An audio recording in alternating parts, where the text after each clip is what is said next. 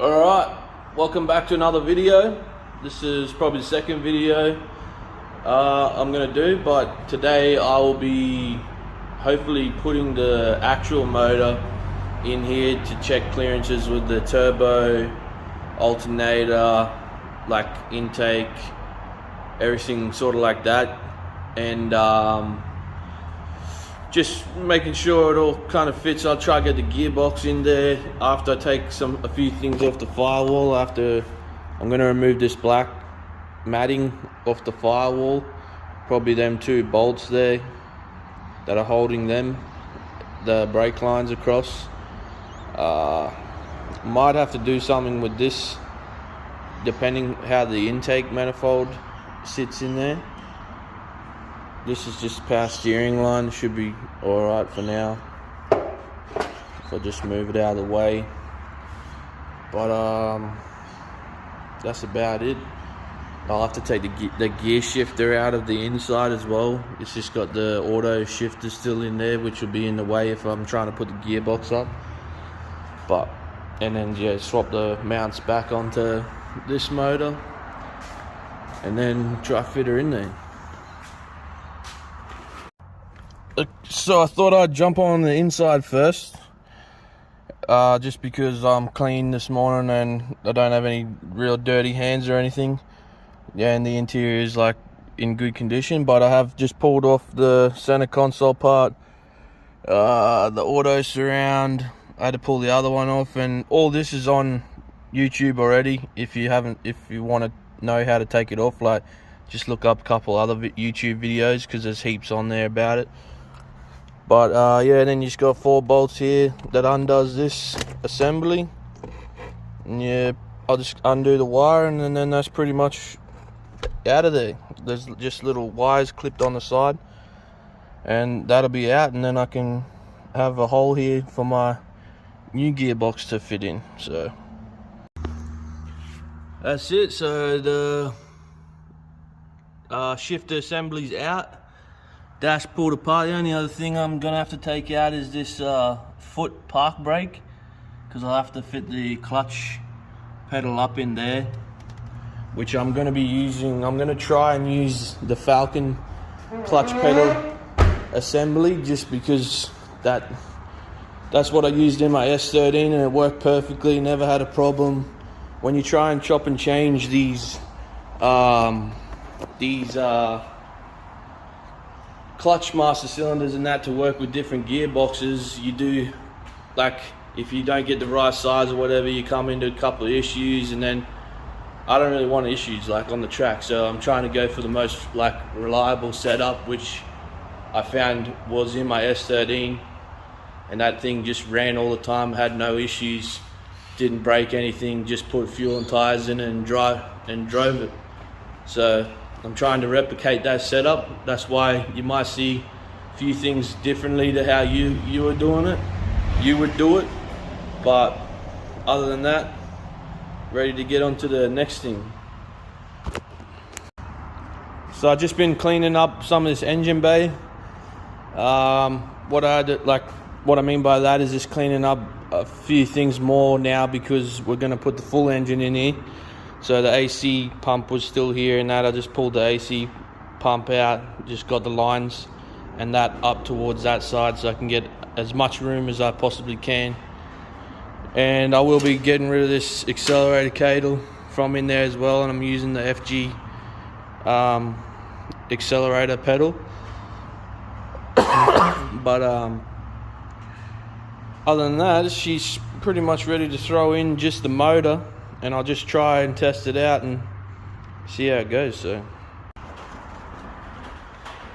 okay, so I'm ready to swap over these sumps on the actual motor, and then I'll try and put it in.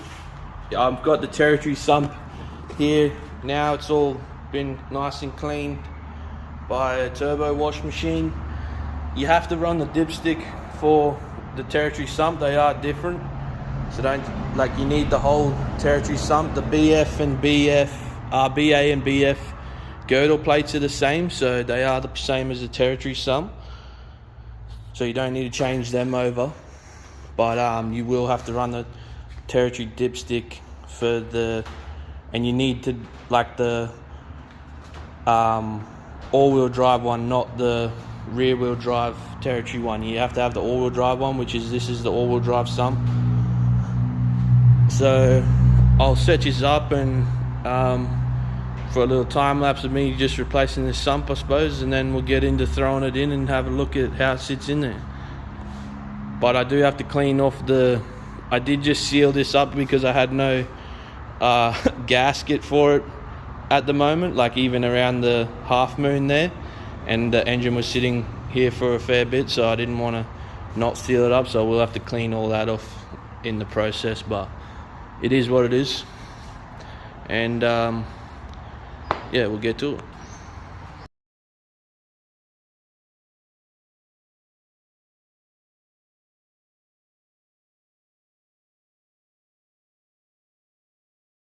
Just another thing, when you are changing sumps on these barras, you will need to move the locations of where the pickup bolts onto. So in this case, the BA one bolted on up here. This territory one is going to bolt on now over to here, so I have to just change them bolts over. But yeah, I thought I'd just let you know. Also guys, if you're fitting a BF BA Sump to a FG, you have to grind these down here, or that one, this one, and this one. You just grind them down flat like I did on the Sump over here, just because they are, it probably will hit the crank. The crank ends up hitting it, I'm pretty sure. So you just grind them down flat to make sure that the crank doesn't hit it, which I'm going to do now, and then I'll end up throwing it on the car. Motor. Okay, well that took fucking way longer than I thought it was going to take, but I've cleaned up the sumps and I've ground down the part where it probably will hit the crank. So yeah, it's cleaned up, ground down here, so you just ground all that away. Make sure it's all nice and clear, don't go through anything. And cleaned up the pan, cleaned up the outside of here, cleaned up the bottom side. It's ready to put on the motor now. I just silicone it up, put the new seals in, and throw it on. I like to put silicone in here first before you put your seal in. Put the seal in and then put more silicone over the top of the seal as well, and all around these bolts and everything, down here, everywhere, so it's fully sealed, because these things pretty prone to leaking if you don't put like silicone in there beforehand or anything. You just try to use the seals as a seal. So it's all sealant on there, gave it a bit of the smear technique, and now I'm ready to throw it on. I'll put you on a time lapse.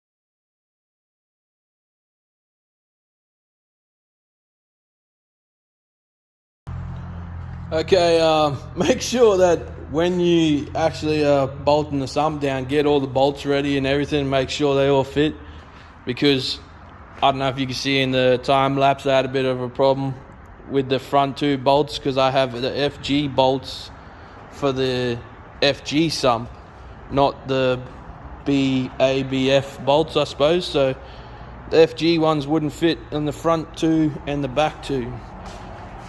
So just be aware of that as well if you're going to do a sump conversion. you will need like the sump bolts with it to make sure they're fine, or at least the front and the rear ones. And now I'll bolt the pan on here, so I've got that all cleaned up, ready to go. I'll just throw some silicone on it and slap it on.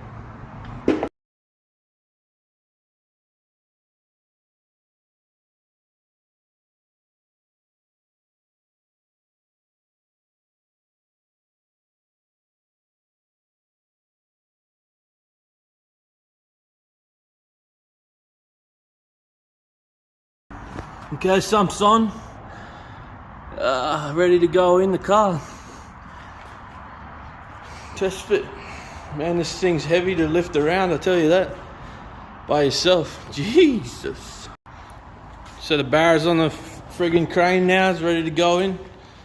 I'll set you up for a time lapse again and I'll throw it in.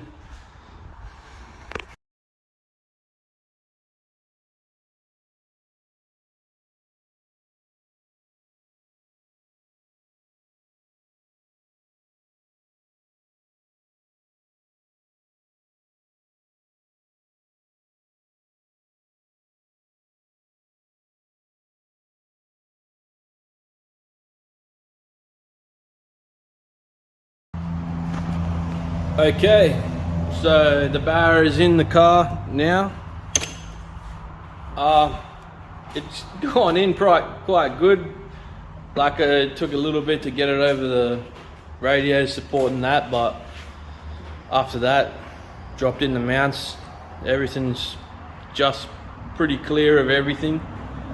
The sump is sitting a little bit lower because I did pull a little spacer off the mount to try to get it a little bit lower as well.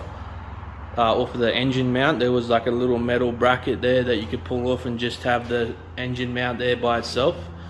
So I did that to try to get a tiny bit lower. This is still without trying to put the 25mm spacers in the cross member, which I'm trying not to do. So it's sitting pretty good now. I'll show you.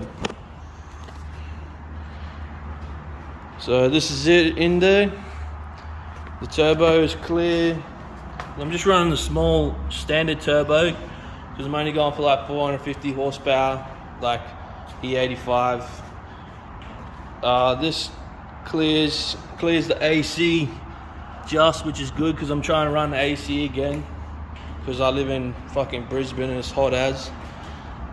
It's just missing the back here. I have the motor at about 3 degrees. It's about 2.8 degrees like down slope at the moment towards the back, but the car is on the hoist and that might vary a little bit once it's dropped on the ground. Yeah, it clears down the back here. They have like a water temp sensor that's down the back there. That's pretty close to the cab without the plug on it, so I might just have to belt that in a little bit so I can get the plug on there. Alternator clears. That's the room for the radiator still. I'm pretty happy with it.